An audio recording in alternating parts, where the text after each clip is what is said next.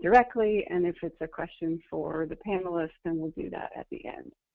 Finally, I want to let everybody know that the presentation materials, including the PowerPoint slides, as well as a recording of this morning's webinar, will be posted on our website at cacollegepathways.org. Next slide. Before we jump into this morning's content, I did want to share just a few announcements with folks. First, in case people haven't heard, SB 1023, which is a bill that was passed last year, sponsored by the John Burton Foundation, to create targeted support for foster youth at 10 community college districts. Funding for implementation of this bill was included in the governor's budget, so we're super excited about that. The budget process is still ongoing in the legislature, but getting into the governor's version of the budget was a huge accomplishment. So we'll be updating everybody as the budget process continues over the next couple of weeks. Also wanted to let folks know that the California State Aid Commission has formed a work group to make some changes to how Chafee grants are administered. There's actually a call immediately following our webinar this morning at 11 a.m.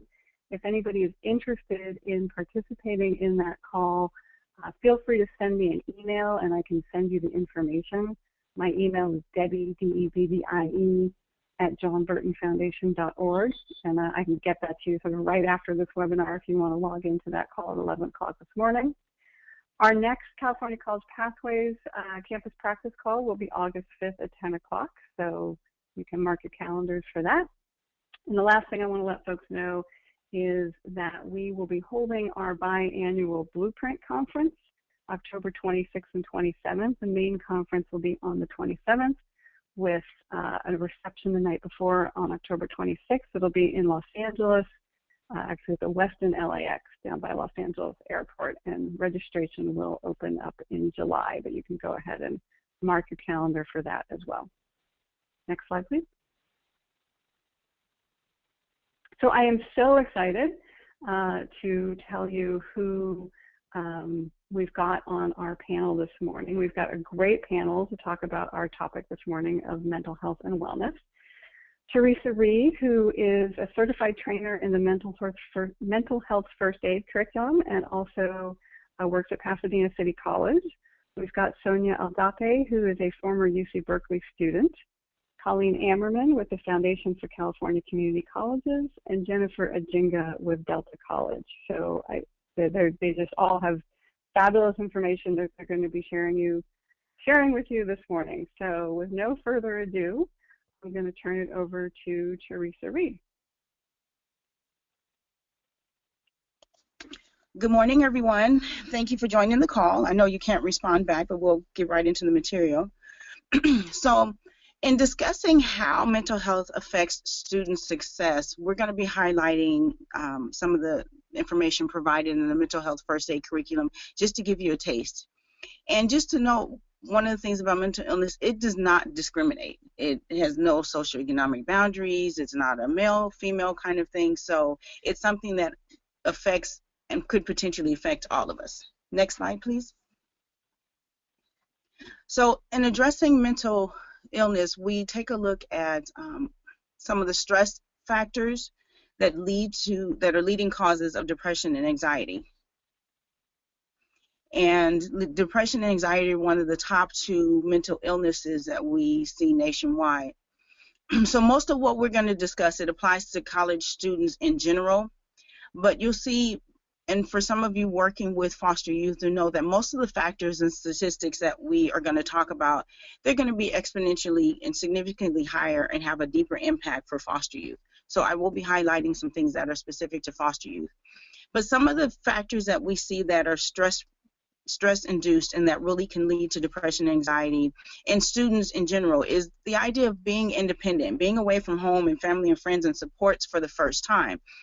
And for our foster youth, that is really traumatic, and not having had a stable support system, it really does affect their student engagement and how they show up in the college environment. Another thing that is a big challenge is time management. We all struggle with, balancing work, family, extracurricular, even more so for our students. So we'll take a look at a chart in just a moment that highlights that. Another factor is the need to develop effective study skills. particularly for students returning to college after an absence. And you'll see that with some of your students have jumped from college to college. And then for students with learning disabilities and ADHD. So it's really important to encourage students to get connected with your DSPS programs on campus. Also, in sitting through a workshop with actually the career pathways, we highlighted a video where students talked about study skills. They come into the classroom and the teachers expect them to know how to study, and they assume that the teachers think that they know, so they don't ask. Then they get home to study and don't really know what it is they're supposed to be doing. So that really increases levels of frustration. Financial stressors. That affects all of us across the board. But when you have students who really rely on financial aid, and do I have the full package? Can I get Chafee? Where do I go? If I messed up a semester, it really can be overwhelming. And there's money for school, but there's not enough for rent. So that really becomes a challenge across the board. And then the last factor is responding to expectations of their self and of others. Students come in and want to do well, but sometimes there's a lot of pressure. If they've come in and have siblings before them that have done well, or they're enrolled in programs and have to do check-in and maintain GPAs, that can be quite stressful and have an impact on them. Next slide, please. So we talked about balancing time management. So here's a graphic depiction. I like colors and charts, but this chart represents the week in the life of a full-time student who is doing 12 hours. So if you look at, we have the color, so it represents numbers first in the hours per week, and then you see the percentage of the week. So students, everyone, we only have 100%. We say we give 110, 150, but you really only have 100%. So this pie represents 100% of the time available in a week. So if you're juggling full-time schedule, there's a lot to be covered. And assuming that, students are going to get their 8 hours a night, some need more based on, if you're feeling depressed, you're going to possibly sleep more. So what this does not take a look at is many of our students are not doing 12 hours. They're in fact doing maybe 15 hours. So if you look at this pie that's already consumed 100%, the stressor comes in, well, I'm doing 15 hours instead of 12 hours, and you see the 36 hours represents study time. So that's based on the formula for every hour you're in class, you should be doing 3 hours outside of class. So when you start factoring in additional class time hours, now there's additional study hours. This also doesn't factor in, oh, I'm struggling in class, maybe I need tutoring, where can I squeeze that in? Or I need to meet with the professor during office hours. So this doesn't account for that. So when you start adding all of these things, it really increases the stress level. It also doesn't factor things like if you have a student with a disability or seeking therapy, there's no time slot for that. So it really can be overwhelming trying to figure out how to fit all of these things in. So you have students that will present in your office that are majorly stressed because they're just trying to juggle these basic kinds of weekly functions. Next slide, please. So we talked about stress, but we all experience a level of stress. There's good stress, believe it or not. So stress, it keeps you alert and it motivates you and helps you to respond in the sense of danger. We face work deadlines. Sometimes adrenaline really gets us going. Some of us thrive on waiting to the last minute because that adrenaline really gets us over the hump. But if you live in that state constantly and too much, and that chronic stress, it can lead to depression. And so for our students, if you look at that pie chart and you start making adjustments, the stress levels go way up, and then they're more susceptible for things like depression. One of the things that I want to note, particularly to foster youth, is many of our foster youth suffer from what we call toxic stress response, which occurs after children experience strong, frequent, and or prolonged exposure to traumatic events without having adequate adult support. So stress has been their way of life. So what happens is that stress response is prolonged and that becomes their normal way. So it affects brain development, other organs, and it has a cumulative effect both mentally and physically, leading to stress-related diseases and then cognitive impairment. So that's where you see some of our young adults showing up in college and having lived at a level of toxic stress, and it is affecting them in the classroom and their abilities when you see them sitting down in your counseling sessions. So research indicates supportive, responsive relationships very early on can help reverse this, but most of our students have not had a consistent level of support and that level of positive interaction. So they're still struggling with that once you see them at the college level. Next slide, please. So with all that information, there's some help. So we offer what we call mental health first aid. You go, what is that? So it's an 8-hour training that certifies you as a mental health first aider. And it's very similar to the medical first aid and CPR. You go through the training and you are taught to respond in the moment of crisis until professional help arrives. And once you complete the training, you will get a certificate that is good for 3 years. And it's not designed to help you to diagnose problems.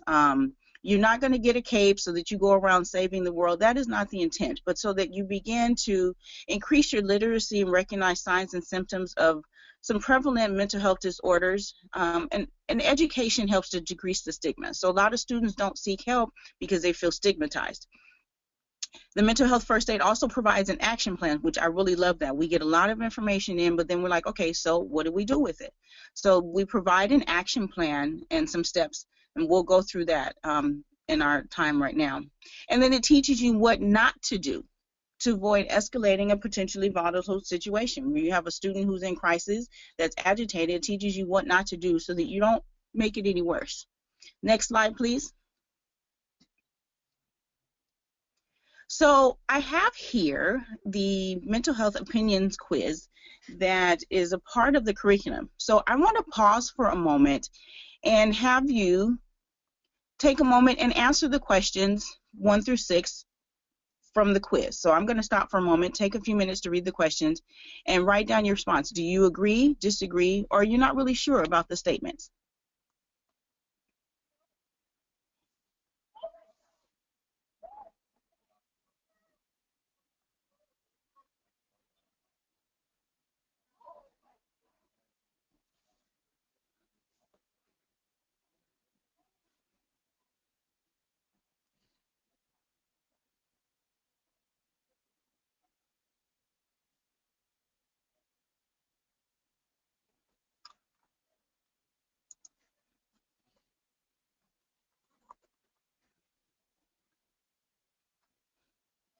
Okay, next slide, please.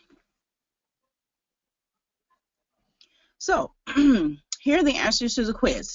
How did you do? I know you can't answer, that's okay.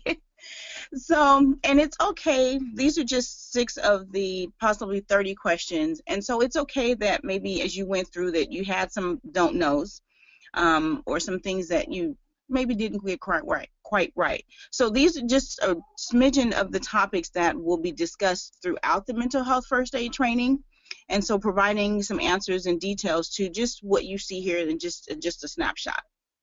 Next slide, please.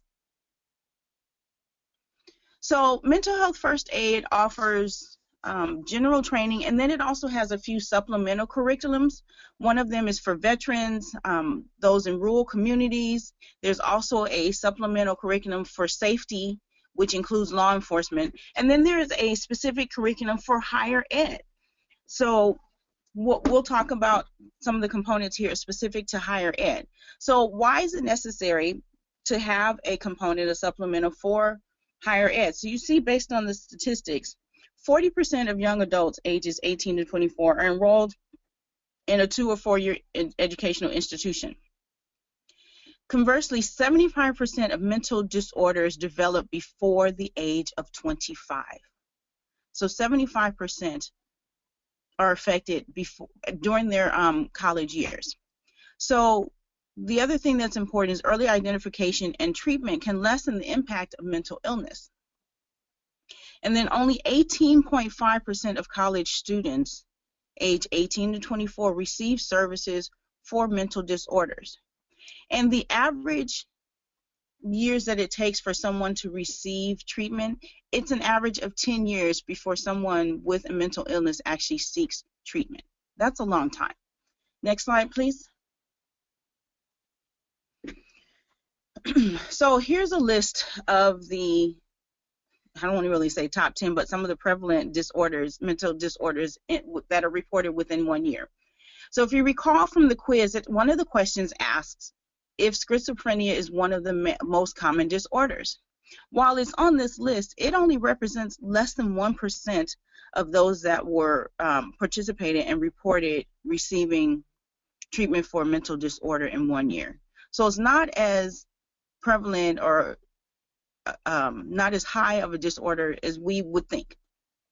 You see the top two, anxiety and depressive disorders. Those are a lot of the things that you will see within your students.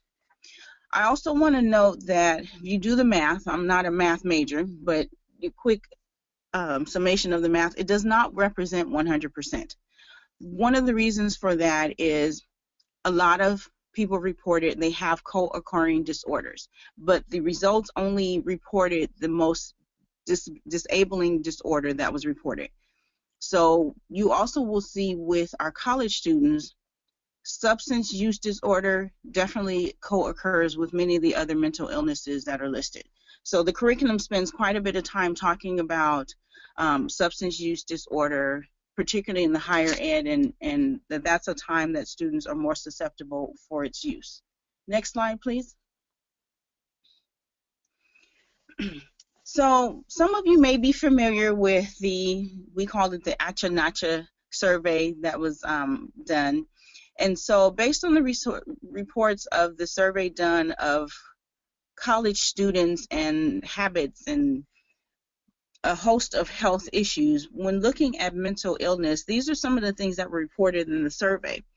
You see the highest percent reporting a sense of feeling very lonely. That kind of goes back to what we talked about, risk factors and not having family support, and how these things that are listed, the data, it talks about things that impact academic success. So feeling very lonely, it has an impact on students doing well academically. Feelings of hopelessness is at 45%. 50% of the students reported feeling an overwhelming sense of anxiety. And then 30% of the students had some form of severe depression, which resulted in difficulty functioning, showing up in class and doing the day-to-day activities. And on the further end of the spectrum, you know, even less than 1% is too many, but you look at 7% of the students surveyed in California, 7% have considered suicide, 1%, it's about 1.2, actually have attempted suicide, and 6% have been involved in some form of self-injury. And self-injury could be something like even over-exercising, doing more, overeating, undereating. All of those things represent a form of self-injury. And I want to note that although this data is for California as a whole, when you look at foster youth statistics, they are going to be markedly higher. Next slide, please. Other things that will impact the numbers and what you've seen even in the survey is cultural factors. So when you look at things such as race, ethnicity, sexual orientation, international differences, and gender identity, these impact how symptoms of mental illness are perceived. And then also it affects their ability to seek help. There's an outstanding video that accompanies the curriculum that really does an excellent job of representing different cultures, how they are perceived, how they seek their help-seeking behaviors based on mental illness and based on culture and family perspectives. So that's something that is important to factor in looking at mental illness. Next slide, please. Here are some not so nice statistics relating stress and depression. So we talked about some of the stress factors, but stress is a leading factor in depression. And then depression is a leading cause of suicide. And last year, as we were doing the suicide awareness campaign, it was reported that annually 1,100 community college students nationally have completed suicide. That is 1,100 way too many. Some other statistics for foster youth, according to the Cal Youth Survey, 40.9% of foster youth that were 17 and participating in the survey have considered suicide, and almost a fourth of those have attempted suicide. And so the importance of really recognizing signs and symptoms early really cannot be underscored enough with the statistics. Next slide, please. So I wanted to pull a little bit of information from the curriculum and give you some things to walk away with, some things to think about. And so here's just a quick snippet of some warning signs, things just to take a look at, and some things that I tried to pull out that maybe weren't as obvious. So one of the things, taking a look at depression. We talked about depression and anxiety being the top two mental disorders, but you have students, when students present in the classroom at your counseling sessions, complaining of excessive fatigue, or they're complaining of unexplained aches and pains, loss of motivation. You may see at the beginning of the semester they're super enthusiastic, they're coming to visit you, and that begins to wane throughout the semester. Or you may have a conversation with the youth and they really believe that everyone sees them in a negative light. Oh, the teachers really don't like me. It's just too hard. None of the students get along with me, or I don't want to go to that club because they don't like me. They don't understand me. The idea of looking at some of these symptoms is you're not going to be taught to diagnose, but when you see some of these things, when in doubt, the best thing is to ask some follow-up questions to find out a little more detail. How often have they been feeling fatigue? What's kind of going on in the situations? It's better to err on the side of asking questions and encouraging them to seek help than just assume, oh, it's typical college anxiety. Some other warning signs with anxiety disorder, and for those who have panic attacks.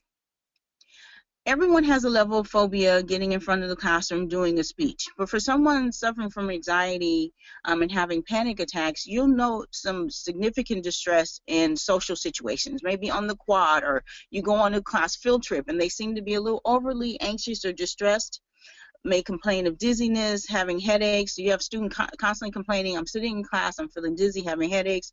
Or you may notice a student who is markedly sweating, constantly patting themselves in an environment that really doesn't appear to call for that. A student may complain of tingling of the hands or other body parts, rapid heartbeats. You can see a student who seems to be kind of, gasping for air. And then you may talk to a student and they will, in their conversations, have unrealistic, excessive fears and worries. You might consider them a worry ward. Oh, well, can I really do this class? This is too much. Or why do I have to come see you? Or I've tried to get in contact with you and no one's answering. And you're like, okay, well, no, I was here, or, what's really going on? So just, again, a cause for asking questions.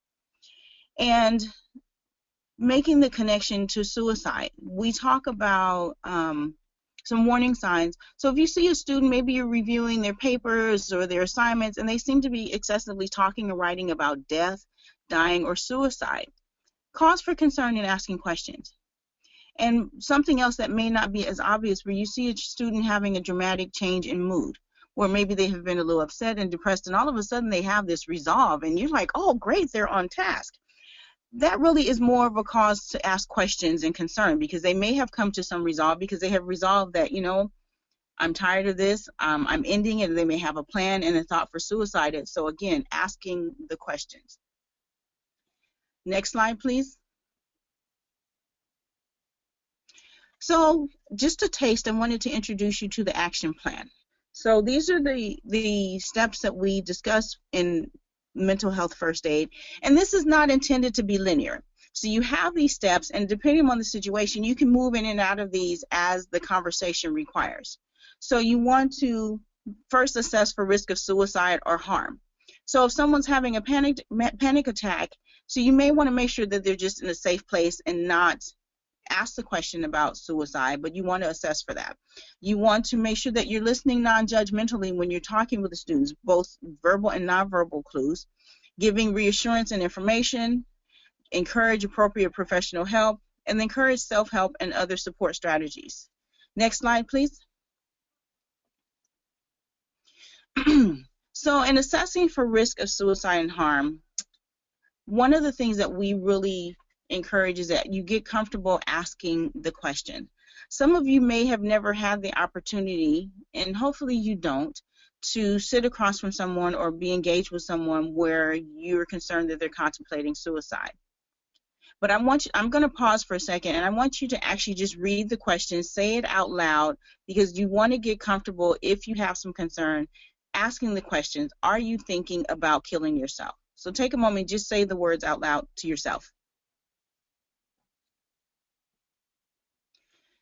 There are a few other questions and options, but this is something that is very, very important, because if you're trying to help someone and you're not confident or nervous, or you say something, well, you're not thinking about doing something stupid, are you? You really could shut down communication and cause the person to maybe go a way that you really weren't intending. Next slide, please. So examples of listening non-judgmentally. Empathize with how the person is feeling about his or her beliefs and experiences.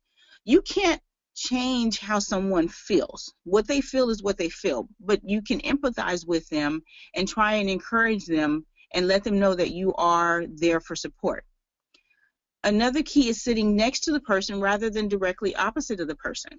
So it gives a sense of comfort versus that of an authoritarian kind of or investigative position when you're sitting across from them. So sitting next to them at a comfortable distance really helps to open communication. And the last thing is try not to take their delusional comments personally. Again, it goes back to their sense of beliefs and experiences. You just want to reassure the person that they are in the here and now and that you're here to be supportive. Next slide, please. Giving reassurance and information. This kind of folds back into listening not judgmentally. So you don't want to blame the person for his or her symptoms. If someone's having a heart attack, you're not going to sit there and blame them for all the foods that they ate and not taking care of themselves in the moment. It's not something, they're having a heart attack. That's not the time for that conversation or something that they can control.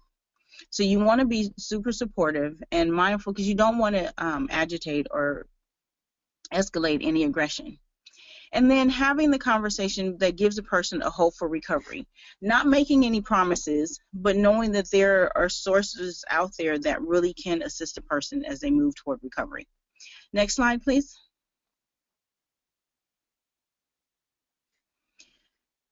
So one of the things I like to caution we talk about is do not adopt an over-involved or overprotective attitude. You're here to offer assistance, not to do.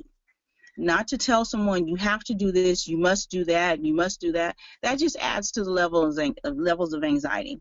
But what you can do is encourage them to seek appropriate professional help, therapists, working with your psychological services on campus, and even encouraging them to talk with their medical doctor, because they may have reported, again, unexplained aches and pains. So working with their medical doctor can be helpful also. And then the last E is encourage self-help and other support strategies. So talking with friends and families, finding support groups. I am really a component of on-campus supports. You have the clubs. That is a natural support where you find like-minded people without the structure of therapy. One of the things that I like to note here when it mentions faith-based, and it is listed under self-help. Unless a clergy is actually a licensed, certified medical doctor or psychological doctor, doctor of theology doesn't fall under the realm of professional help. Does not mean that they can't go to them, but we actually list that under more self-help strategies. And then other social networks. Next slide, please.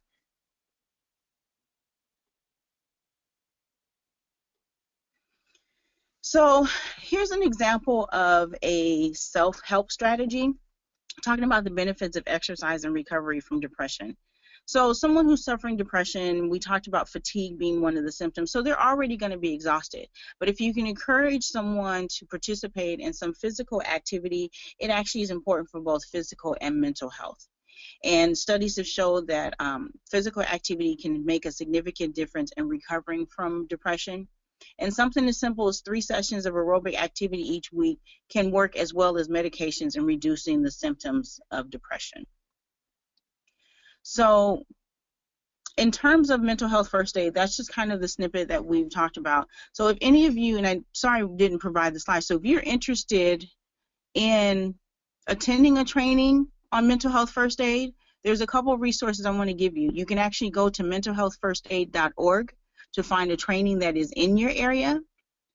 if you are interested in hosting a training on your campus, you can contact me, and then I can let you know, maybe recommend some trainers that are in your geographic area or some solutions for you. And so some of the trainings, there's going to be costs associated with it. Some may be no cost, but that's because they've found some grant funding to cover the cost of materials and books and the things that are needed.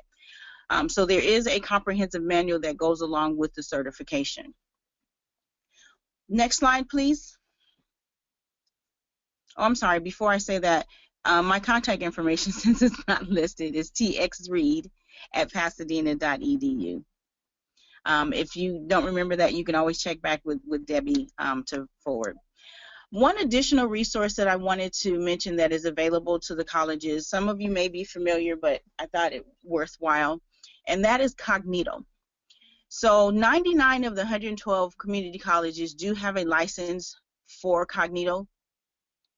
And it is an interactive simulation, so you can do it at your own pace, your own time. You can always pause and return to it to recognize signs of distress in students. So there is a student track for student leaders to identify signs of distress in fellow students, and then there's a faculty track, which is faculty staff, in terms of walking through the simulations. It has conversations where they'll give you 4 or 5 student profiles, and based on the student profile, you'll ask them questions and decide which student is most at risk, and where you can have a conversation to walk them through getting help. So you'll ask a question, they'll ask you a question, and you'll pick one of the choices, and based on your choice, it will walk you to the next screen. Oh, great choice. Then yes, this is the next step that you can do to help them.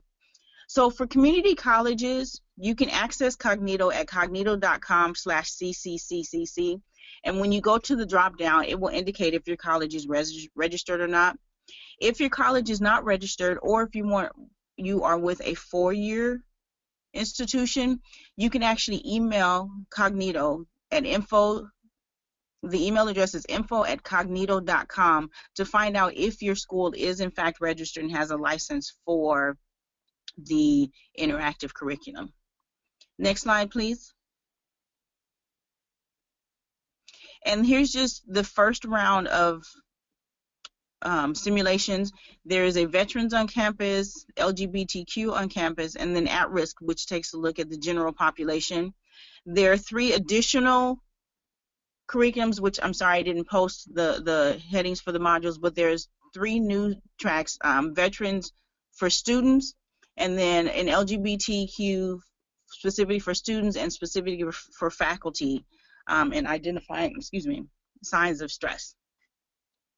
So that is it for my presentation. I thank you for your time and your interest and your attention. So I'm going to turn it back over to Debbie. Great. Thank you so much, Teresa. I really appreciate it. And if folks have questions, again, go ahead and send them through the Q&A panel, and we'll get to all of those at the end. And I will also email out, I'm going to be emailing out a link to the presentation afterwards, and I will include Teresa's contact information and the website for the mental health first aid training as well, so that everybody has that. And with that, I'm going to turn it over to our next panelist, Sonia Aldape, who's a former student at UC Berkeley, former foster care youth, and she's going to tell you a little bit more about herself as she begins. Hello, this is Sonia. This is my first time in a webinar, and I'm limited in time, so let me warn you that I may nervously speak very rapidly. So I apologize for that in advance. I want to first thank you all for the invaluable work you do supporting current and former foster youth in college. This topic is very personal to me, so I'm going to be sharing my perspective as a student, as a former foster youth, and also as a young professional in the service provider field. I will be summarizing my collection of mental health challenges that we as students who are in foster care may face, and end with a brief summary of suggestions on how we as program organizers and service providers can do to address and alleviate these challenges. So I spent 4 years total in 1 group home and 1 foster home, and emancipated after aging out of foster care. I was lucky to not have had more placements. This is definitely not the norm in foster care. So I attended UC Berkeley and was a member of the California Independent Scholars Network on campus, which had formed shortly before I joined. and provided significant support to former foster youth on UC Berkeley's campus. So for most of us, I was a primary source of support. They greeted me as I moved into Cal with a mentor and a care package.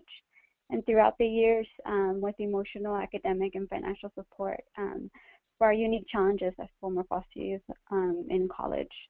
I also have the experience of caring for and witnessing the challenge of having family members with mental illness. In addition to my family, I have witnessed the mental health challenges amongst former foster youth friends and foster siblings, and of course also my own challenges.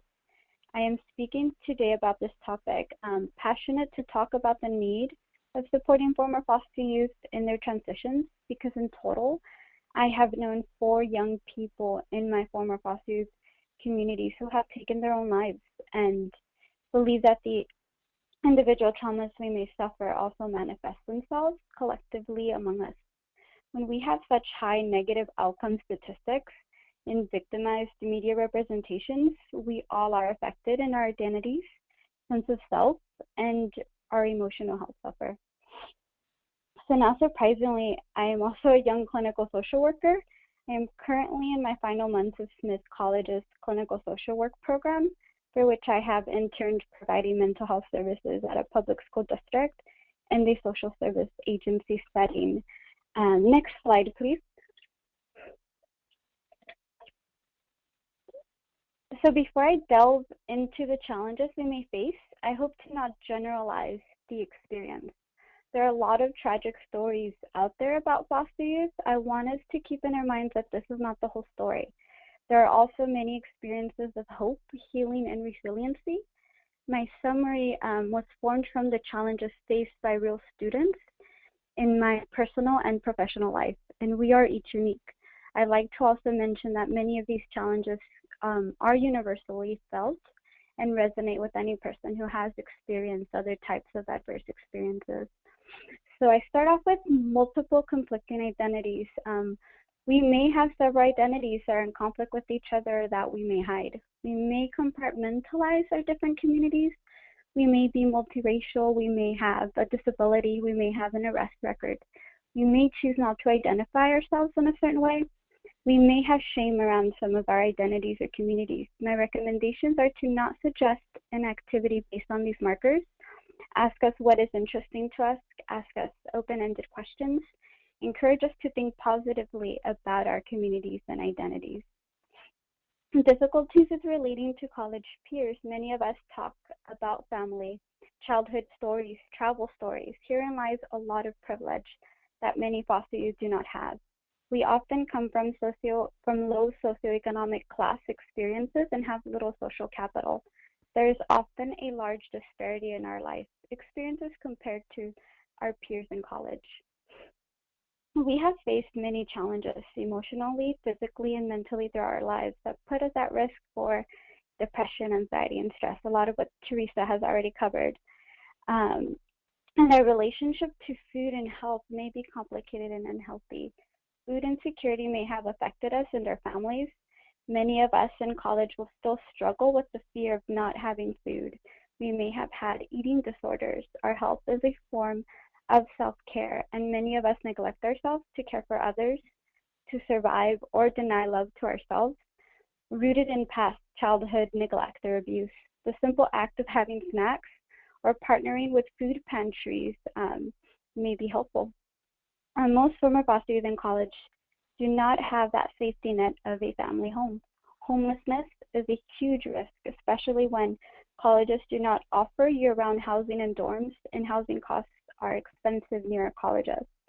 Sometimes we will pass up opportunities to travel because we fear losing a place to come back to. Although there is more budgeting lessons offered through ILSP and other programs, not everyone in every county gets it. Not every youth receives the best information about loans, financial aid, and scholarships.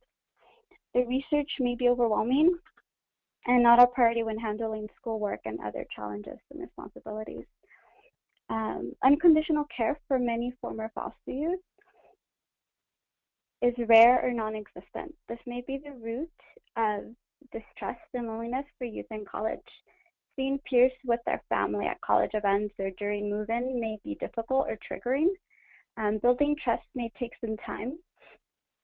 And if there is a disagreement or rupture in your relationship with a student, as with anyone, extra patience and compassion is needed, and the ability to model how to mend such relationships. What I mean by emphasis on fulfillment in society, especially in academic settings, there is a lot of pressure and emphasis on reaching our professional potential that can be misinterpreted as unrealistically high standards. I have known friends sacrifice health to achieve this type of success. Many of us may overextend ourselves and continue patterns of staying on survival mode unnecessarily. Do you work with students like this? Encourage fulfillment instead of attainment. Normalize mistakes and challenges. We may need a reminder that these things do not define our worth or ensure happiness, and these days often not even a job. So on the next slide, I have here poor mental health education access and stigma. I'm actually finishing a thesis where I interviewed transitional age youth in Central California, and from the results in the outside literature I conducted, I found that stigma in the community is prevalent and access to mental health education is non-existent amongst former foster youth and care. Also, many of us had negative opinions about mental health treatment. About half said they would not seek it in the future for support. For youth, healthy and unconditional caring relationships may have been rare or non-existent, as mentioned before, thus forming new and healthy relationships may be difficult and breakups may feel unbearable. One of my late friends once said to me, "We will always be broken." We may believe this about ourselves. We may compartmentalize our friends, our personalities, and our identities. We may not always be our true selves around everybody. We may deny ourselves self-care, self-love, or compassion. We may have vulnerable self-esteem rooted in our child abuse or neglect, traumatic experiences. We may feel broken, as I mentioned, different and lonely in our experience, and we may isolate ourselves. Our family relationships are commonly complicated. Some of us may have good relationships with family members, and some of us won't. Some of us will have good relationships with only a select few. Some of our family members may be demanding of our little resources. Some of us may care for other family members. Many youth I have known, including my own self, have cared for younger siblings, struggling parents, and cousins while in college. There's definitely difficulties with holidays. It may be a lonely time or could trigger bad memories, and we may not have a place to stay or people to spend these times with. And I include also that many of us may not be the most positive people. Not true for everybody, but we may be cynical and jaded because of all the darkness we may have already seen and felt in our young lives. So in the next slide, what I offer is only a brief summary of ideas to supporting current former foster youth in college. The preceding panelists and Teresa will provide further detail on ingenious programmatic ways to support former foster youth in college institutions. I believe that to support young adults, we can begin simply through thoughtful, sincere, and caring interactions that model self-care, being present and genuine in the role of service provider. Programmatically, we can provide peer alumni involvement through mentorship and other roles that can foster relationships.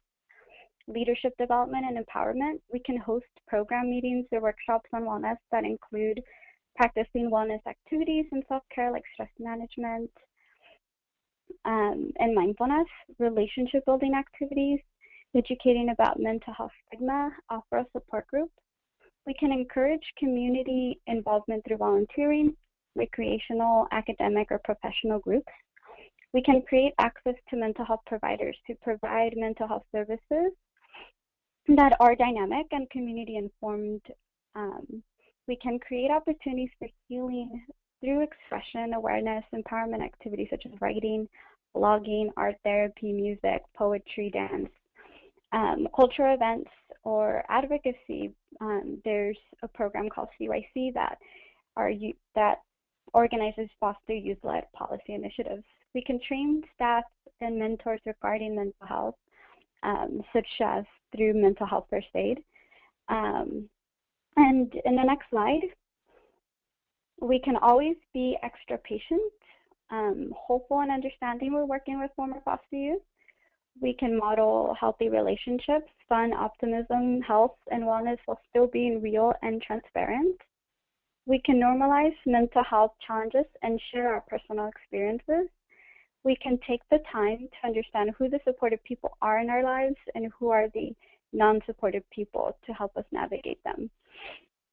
We can be mindful of social influences and pressures. Most of us are students of color, and we may not trust white adults because of our experiences with racism while in care. We may also experience culture shock in college due to seeing less diversity. We may receive cultural influence pressure and values from our families of origin that can bring upon stress to us or may conflict with our current values and circumstances while in college. This may add to our feelings of being different. We can be mindful of survivor's guilt and of grief because many of us are grieving the loss of loved ones and they're dealing with guilt because we are in college, aware that we had rare opportunities that our siblings or others in our communities did not. So next slide, please. We can focus our resources on prevention and education before a crisis. Using many of the methods discussed in this webinar as some examples. We can provide assertive and direct support in a crisis versus tough love so that we do not leave a young adult feeling abandoned when they urgently need someone's help in a difficult period. We can assist with community resource linkages, employment and housing plans for post-graduation, and provide check-ins and follow-ups.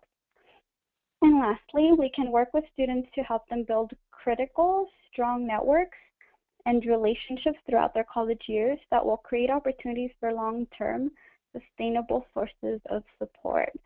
So that concludes my part of the presentation. I hope it was a helpful summary. I want to leave you with the quick message that yes, there are many mental health challenges and risks for former foster youth in college, but there is also a lot we can do to help build emotional resiliency, opportunities for healing, and real hope for our most vulnerable students. So now I turn this back over to Debbie. Thank you for listening. Thank you so much, Sonia. That was incredibly valuable information. We so appreciate your willingness to share with everybody. I'm going to turn it over now to Colleen Ammerman with the Foundation for Community Colleges, who's going to talk about a wonderful resource that is available to everybody, not just those at the community colleges. So Colleen?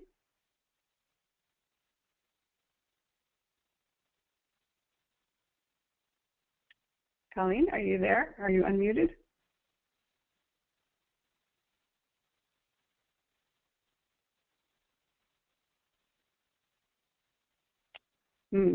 We seem to be having some difficulties. Colleen, we're not hearing you.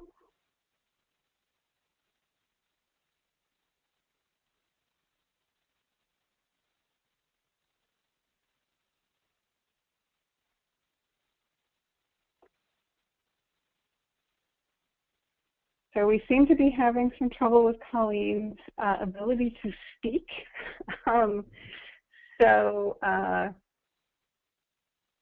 Colleen, what I'm going to go ahead and do is I'm just going to, if you want to hang up, I'm going to call you directly and have you speak through my phone because I'm not sure why we're not hearing you in the webinar.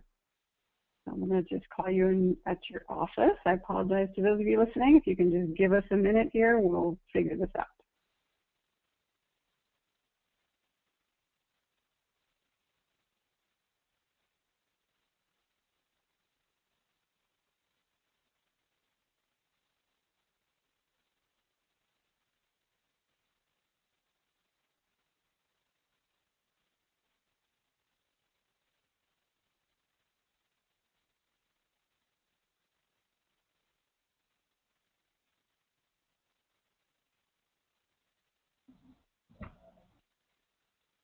Okay, so Colleen, I believe you should be able to go ahead and speak now and people will hear you.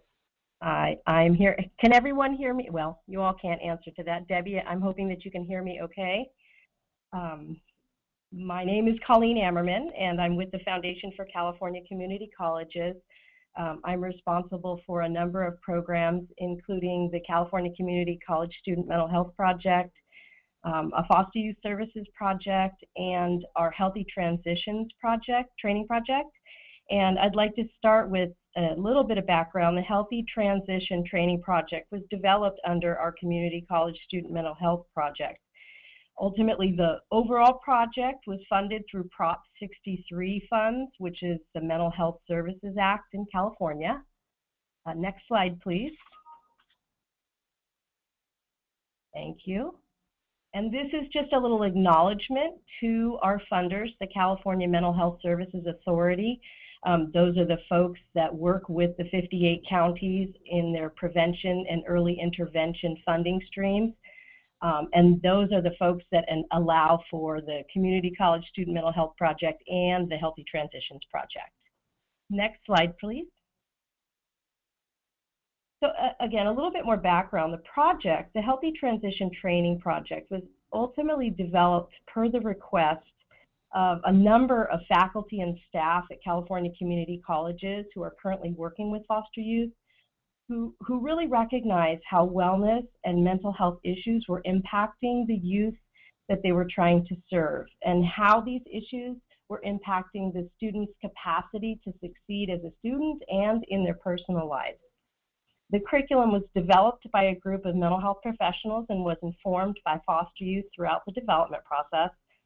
The materials are all youth-driven, and throughout the development process, we conducted 8 to 10 focus groups with about 200 foster youth to really get their feedback regarding what they wanted from a wellness training program. And I think a really important caveat before we get into the materials themselves, it should be noted, these materials are not designed to establish community college faculty and staff as clinicians. This project is not about providing direct services. It's really about working directly with youth to help them identify and be aware of mental health, the subject matter of mental health, and how their wellness impacts their success in life. And so it's really important, if you plan to implement the training materials, that you have referral resources and or access to clinicians in an instance where a student needed those type of services as a result of participating in the Healthy Transitions Project. Next slide, please.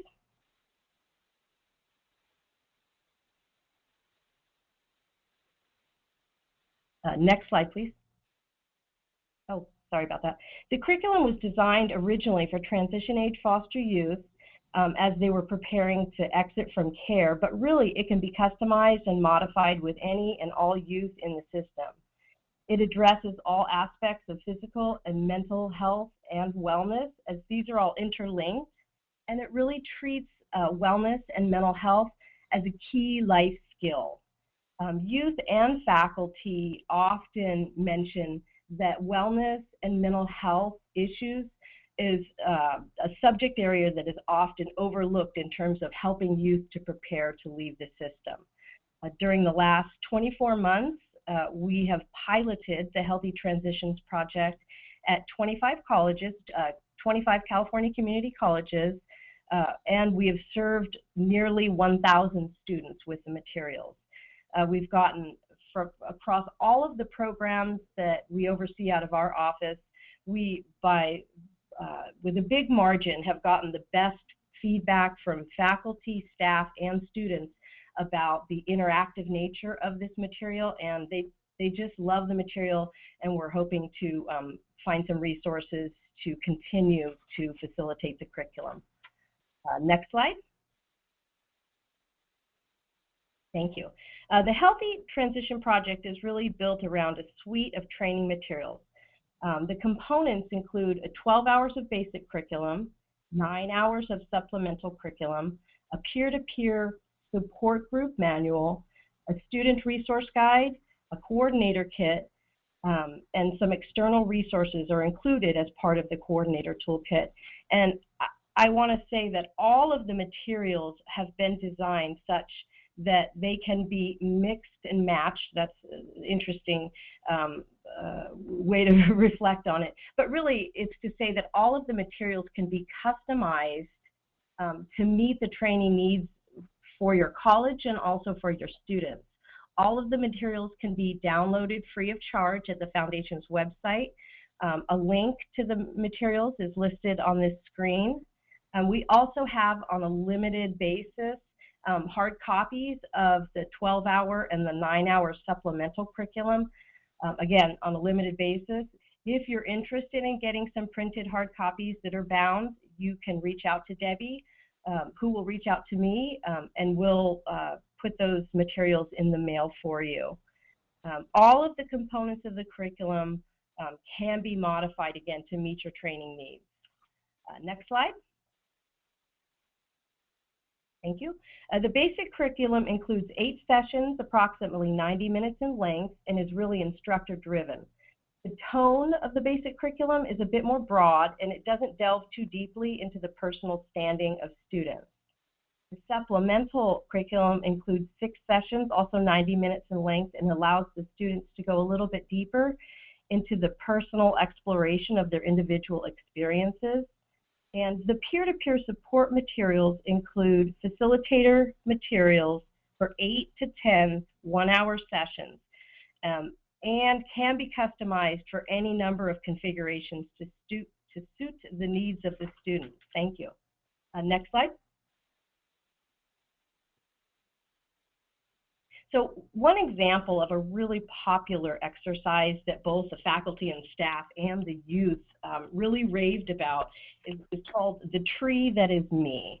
And the Tree That Is Me exercise is all about how youth see their journey towards wellness, health, and feeling whole.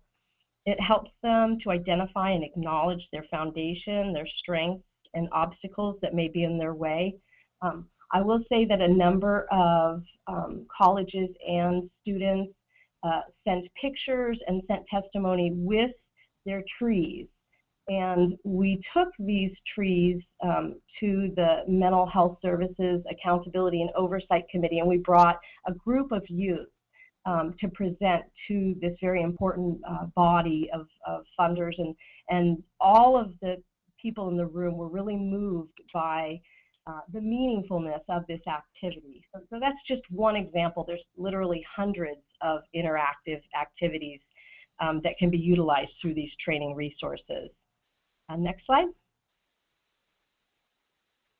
The basic and supplemental curriculum includes a trainer guide, which includes PowerPoint slides to facilitate each of the sessions. All sessions include icebreaker activities and are built around experiential learning and are really built around interactive activities. The curriculum is not didactic in nature. If there is one thing that we've heard from the thousands of youth that we serve every year through our Foster Youth Services Project is we want hands-on and we want experiential. We don't appreciate didactic lectures. That's not how we're going to learn. So we really designed this curriculum with that in mind. Examples of activities include role-playing, Jeopardy-style games. The trainer guide includes tips and strategies on how to create a safe environment for students to explore their wellness. You know, again, students don't often have the opportunity to sit down and really reflect on their wellness. In fact, that's sort of a concept that sometimes in all of the busyness to accommodate life's basic needs, wellness is often overlooked. And so the trainer guide gives you tips and strategies about how do I set up a safe environment for the students to explore their wellness, and how do I facilitate an environment where youth want to engage and feel that this is meaningful and helpful to them without being embarrassing to them. Next slide. This slide just, I won't read this slide to you, but this slide just reflects the subject areas in each one of the sessions. I should note the basic sessions again are a little bit more topical and are introducing this subject area. and whereas the supplemental goes a little bit deeper and allows for the youth to do more self-reflection. Next slide, please. So moving on to the peer-to-peer materials. In addition to the basic curriculum, we develop peer-to-peer resources, which are primarily designed to empower youth to gain the skills necessary to successfully support each other in their ongoing wellness. The peer materials, so we knew at the front end of this that we had a certain amount of resource that was being funded through Prop 63 to pilot this, but we really wanted to create materials that could have a longer shelf life necessarily than the grant-funded period. So the peer-to-peer resource are really developed keeping in mind that facilitators could assist the youth in starting their peer-to-peer support group, but then there will also be tools available for the youth to directly use to sustain their peer-to-peer support program. And that's really sort of the crux of the peer-to-peer support materials. Next slide, please. So the peer materials explain the whole spectrum of peer-to-peer program models, and it provides guidance on selecting an appropriate peer-to-peer model for your campus. It includes tips for running a peer-to-peer support program. As does all the other material, it includes icebreakers, exercises, and group projects. As with the basic curriculum, all of these materials include facilitator slides and guidance on how to facilitate these interactive activities. So it's really a complete product that you can pick up and use. Next slide, please. A few examples of the peer-to-peer activities include good news, bad news, a jigsaw puzzle, one big thing. The good news, bad news provides an opportunity for students to share both the good and not so good things that have occurred to them since the group last met. The good news gives them a chance to brag about themselves. The bad news can be a way for peers to receive empathy and support and provide suggestions to each other in how they may have overcome a particular obstacle that they encountered. If you're interested in downloading the material, there's full description of all of these examples, and there's hundreds of other activities with full instruction on how to use them. Next slide, please. And finally, I just want to touch briefly on the coordinator toolkit, and there's not, the student resource guide doesn't have its own slide, but I'll talk a little bit about that when I get done talking about the coordinator toolkit. The coordinator toolkit includes additional curriculum, classroom materials, and information regarding ways to work with youth facing mental health challenges, and resources to support community college faculty and staff and other practitioners on how do I develop a quality referral network. So how do I work if I'm not in a position to be able to provide direct clinical services, and I know my students need these services to really excel. How do I create a referral network with my county mental health folks who do have funding to provide direct services? And that's all contained in the coordinator toolkit. It's a really rich resource. It is large. I will fair warn you. It may be one of those documents that you want to access electronically and scroll through to see the various pieces that you may want to pull out for your own use. But it is, I've been told it's colossal in size. So there is also a student toolkit, and that includes information directly for students on how they may identify for themselves if they're having a wellness issue, and also how they can access services. The student toolkit is also pretty extensive, so you might want to, we had to make the choice of whether we were going to print those for the thousands of students that we wanted to have the student toolkit, or if that would just be too big and cumbersome, so we decided to make it available electronically and put it on flash drives for the students to have with them that they could access at any time. Next slide, please. So that's the end of my presentation. I just wanted to say, again, all of the materials are downloadable at the Foundation's website, and the link is listed right there. We also did a more extensive webinar that was sort of a mini train the trainer on all of the Healthy Transitions materials. So if you're interested in listening to a mini train the trainer, you can go to that archived webinar.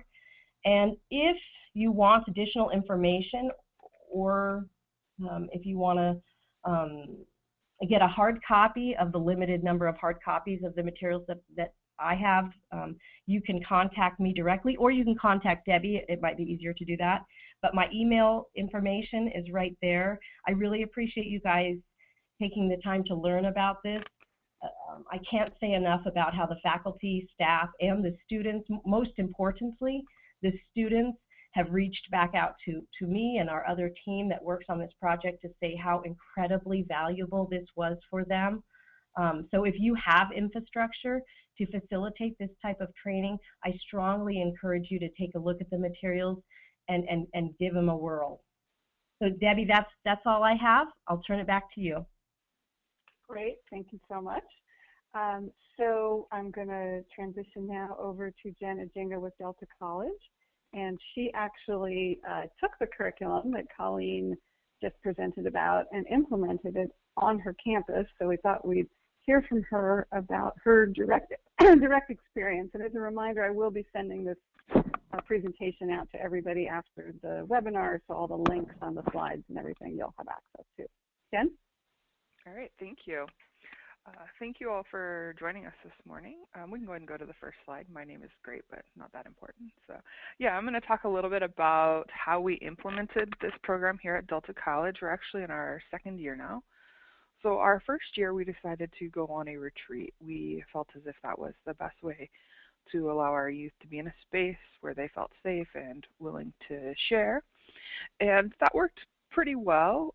We found that mixing up the curriculum, as Colleen mentioned, so not necessarily doing it 1, 2, 3, 4, 5, but kind of piecing things together based on the amount of energy they took from the youth and then from the facilitators, worked out well. So we didn't have to do multiple intense things in a row. Although by the end of that, we found that everyone was pretty mentally exhausted. And so the second year, we decided we would go back to more of the week-by-week workshop series. We did a 6-week workshop with the standard curriculum, and then we offered to our youth to help them transition into the peer-to-peer model, and they said, no, thank you. They were really interested in having a facilitator there, and so we went ahead and utilized our trainers. The youth who had taken the first 6 weeks agreed to take it again, but open it up to new students. And so we kind of had this tiered approach in the classroom. We had these youth who had already been a part of it and felt very comfortable sharing. They had bonded, and then they brought in new youth, and it created an environment where everyone was more involved. And so we've stuck with this throughout the year, where we do allow now people just to go ahead and add in, because we didn't want to start the first 6 weeks over, but we will go back and talk about things that have already been discussed. So some of the youth are getting repeated activities, but there are no tricks to these activities. I think that's important to note. So it's not as if having done them once, they won't get anything out of doing them again. And so they might go back and they might talk about their treat that is me, or might go back and do some relationship evaluation. But that's stuff that we should be doing on an ongoing basis for our lives and our wellness anyhow. So we feel that that's really important. And then we are going on another retreat, where actually my office is full of supplies right now. And this year we've decided to expand it out to a full work week, so Monday through Friday. Last year we only went for a few days. This way we can hopefully do a better job of managing people's mental energy during the week. We can take a little more time. We don't have to rush through things. So that would be my suggestion. If you decide to do a retreat, really think about how you're going to utilize people's mental energy. Physically, these young people, they can keep up, but emotionally it's hard. As far as who we have doing our trainers, doing our training, we use the "if we build it, they will come" model. So we use a lot of word to mouth, we use a lot of word of mouth recruiting for our trainers. And so this year we actually had 2 people step up and stick with us. And one gentleman is an outdoor guide at REI, the Outdoor Adventure Training Store. And the other woman was just completed her doctorate in higher education administration. And they both wanted to be a part of it for the wellness piece. So I think that's important to note. Colleen mentioned it, but this program is really emphasizing wellness as opposed to mental illness. And so we don't need people to do the work in the room with the youth who are ready to be clinicians. We just need folks who are able to have those conversations around wellness. Next slide, please. As far as our experience with the curriculum, first of all, the flexibility works really well with foster youth. Youth can come and go and not be left out of the process. We think that that's really important. That's hard with certain populations and certain curriculum. We look at it, we think it looks great, but really we need the youth to be consistent, and that's not always something we can provide with our population. A variety of activities helps the youth get comfortable with each other. We really think that it's important that the youth feel comfortable, because we're going to ask them in this program to share things about themselves with folks who they may or may not have met before. And so we know that some people are going to be more comfortable by jumping in and sharing, and others are going to want to wait back and learn that they can trust. And so this curriculum allows you to do both. We focus on strategies for wellness. Again, very important, because we are a life skills-based program. This is just one piece of what we do. And managing your wellness is an important life skill. We want the youth to know that if they're in crisis or if they're suffering from illness, that they can go and seek professional help. But we also want them to know what are some of the things that you can recognize in yourself that say, okay, maybe I'm not as well as I could be, and give them strategies for managing that on their own. Colleen mentioned the tree that is me. That's absolutely our youth and our staff's favorite piece of the curriculum. Last year we even adapted it to work with kids who were homeless, who were in 1st grade through 8th grade. So we were able to bring it down. It doesn't necessarily require a high level of education. You can manipulate this curriculum to work for whatever population you need. As it's mentioned on the slide, it's usable by a wide variety of providers. I've talked about what we've done here on our campus, but actually our county as a whole has really embraced this curriculum. So it's being used at our alternative high schools by some of the counselors out there. It's being used in some of the group homes. So as Colleen mentioned, you can download it for free. You can utilize it. You can always reach out and ask questions. But there's something in there for everyone, and I think that that's important. It's not the type of curriculum that you have to start at session 1 and go through. You can listen to the train the trainers. You can reach out for assistance and use some piece of it to help in the work that you're already doing. We did find there was some challenge serving minors in group homes. This just centered around the fact that many of our group homes require that their staff be in the room, and we require that anyone who's in the room when we're doing mental health and wellness participate in the program.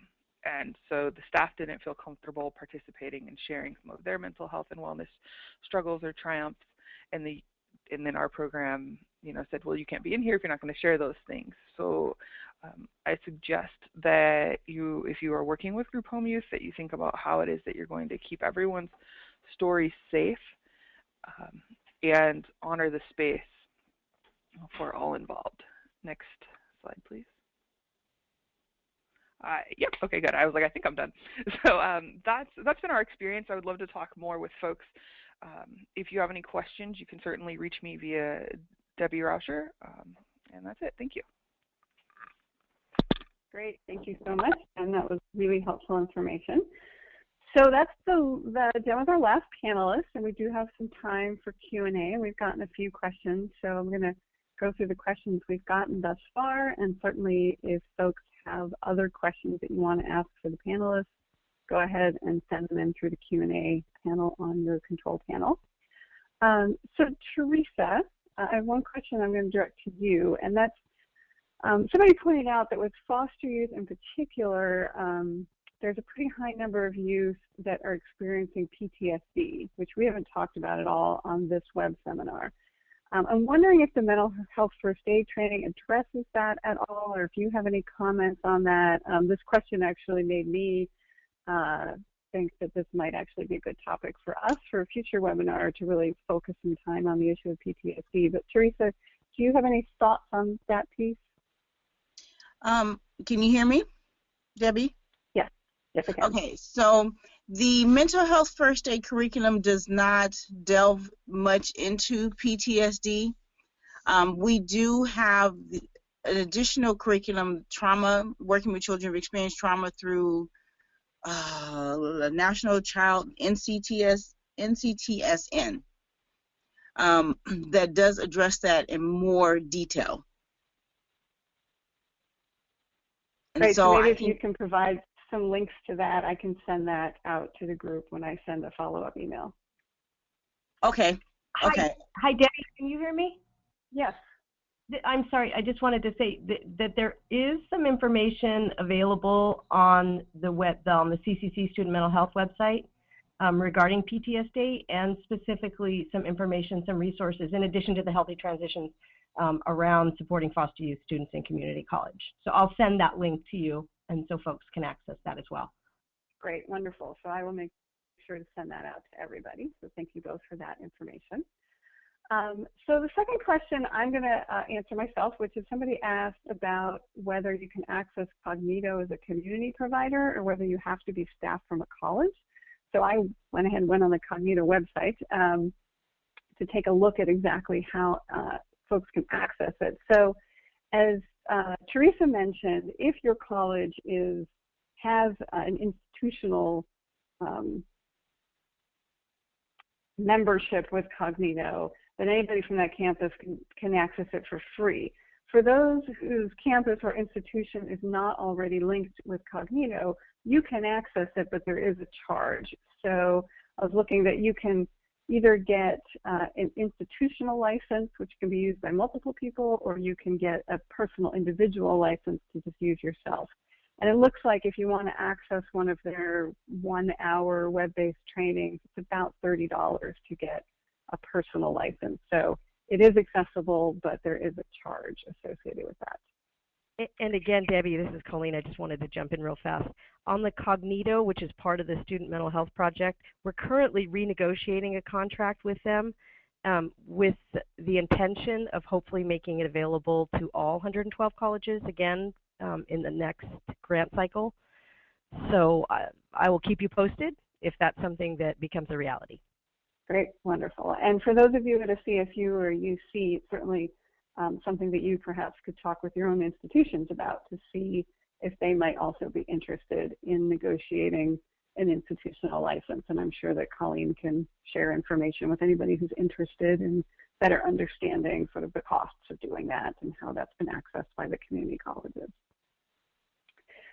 So Jen, the next question is for you. So somebody wanted to know how many students did you take on the retreat and how did you decide who should go? Okay, we took, I want to say 21 last year, and we're taking about the same number this year. We limited it to students who are over 18, so our program does serve down to 16-year-olds, but we did not want the liability of taking minors. And because we're leaving during the week, we didn't have to turn anyone away unless we knew that they were actually suffering from a severe mental health problem that they weren't seeking appropriate treatment for. So we have had a couple of youth who we know enough about that I've been able to have one-on-one conversations with them and say, hey, you know, I've noticed lately that you seem really disheveled. It seems like you're maybe not doing what you need to do. So let's talk about getting you the help that you need, but I don't think taking you out into the middle of nowhere for three days to a week is probably the best idea at this time. So we haven't had to do like an application, or it hasn't been a competitive process at this point. And we've kept our ratios of staff to students at about 1 to 4 to 1 to 5. So with 20 youth, we'll take 5 to 7 staff members. Great. And then, Jen, if you can, I'm going to direct this question to both you and Colleen. Maybe, Jen, if you want to start and Colleen can follow up. Somebody was asking if you can share a little bit more information about who offers the training to youth. So maybe, Jen, if you can share how you've done that on your campus, and Colleen, maybe if you can also sort of talk about the different options for who can deliver the training. Yeah, so on our campus, it's the people in the room with the youth are, as I mentioned, the gentleman who works at REI and our person who just finished up her doctorate in higher education administration. So we've utilized really people coming and talking and us having a conversation about what their interests are, because it's part of a larger life skills program. And so we have quite a few trainers who want to talk about different topics, and so we've really been able to narrow it down to people who are interested in health and wellness, but we haven't relied upon having a specific expertise in mental health and wellness. I hope that explains it. Great, thank you.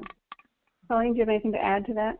Well, just simply that across 25 campuses, it looked slightly different at each campus. And so typically, because each of the colleges are doing life skills, working both with youth and with caregivers, they have access to appropriate trainers. And if they didn't, they made sure to trainers, but they also really made sure that they had access to clinical services if that became a need. Great, thank you. So Teresa, I'm going to direct this next question to you, although others on the call, feel free to chime in if you have thoughts. So one of our listeners wrote in to point out that, the question was, do 4-year colleges and 2-year colleges differ in the amount of psychological services that are available on campus? And I believe that they do, that the 2-year campuses don't necessarily have the same level of psychological services that some of the 4-year colleges do. And so the question is if you have ideas about what options are available to fill gaps if psychological services at a college, if there's not like a psych counseling center actually at the college campus, and you do have somebody who's experiencing some mental health issues that go beyond what can be addressed just within the campus program, how one can track down those kinds of resources. Okay, so this is Teresa. Part of the mental health first aid training in this huge manual that you receive, there's a host of pages that have resources at the end of each chapter, so that's one starting place. I definitely would recommend working with your local county's Department of Mental Health to find out what are the service providers in the area, because even though we have psych services also has a list of external partners, because not every student wants to access services on campus. And so finding out, with your other local community partners to see those that are accessing services for, provide services for foster youth. Right, and I'll just add a couple of other points to that, which is if you have a disabled student services and programs office on your campus, if you're a community college, they probably would be a good resource for having linkages to what some of the community-based services might be. I also want to note that for foster youth who were in foster care up until they turned 18, they're eligible for Medi-Cal up until age 26. And so it's full scope Medi-Cal, which does enable them to get accesses through Medi-Cal to some of those psychological services as well. So we're pretty much at the end. Oh yeah, go ahead, Sonia, please. Sorry, this is Sonia, and I have one more resource I can add to that. Is A Home Within. It's an agency that provides it matches up a free therapist for former foster youth. You have to be under the age of 25, and I believe between 18 and 25. Yes, thank you for mentioning that. That is a great resource, and I will send the link out to A Home Within as well when I send the information out to folks that were on the webinar. So I just want to close by first of all saying a huge thank you to all of the panelists We really appreciate your taking your time and sharing the information. And to those of you on the call for participating and listening in. Certainly, if you have other questions, feel free to send them to me. And I just want to say, this is a really big topic. I mean, Teresa does the mental health first aid training, which spends 8 hours focused on this subject matter. We only had 90 minutes for this webinar, so we really just scratched the surface. But hopefully we provided you with some additional resources so that you can go out and get more information. The last thing I want to say is that with the email that I'm sending out, there will be a link to a survey, a very quick survey. It's like 3 questions. It takes literally no more than 1 minute to complete, but it's super helpful to us to get feedback about what you thought of this webinar. And with that, this concludes this morning's webinar. Thank you all very much.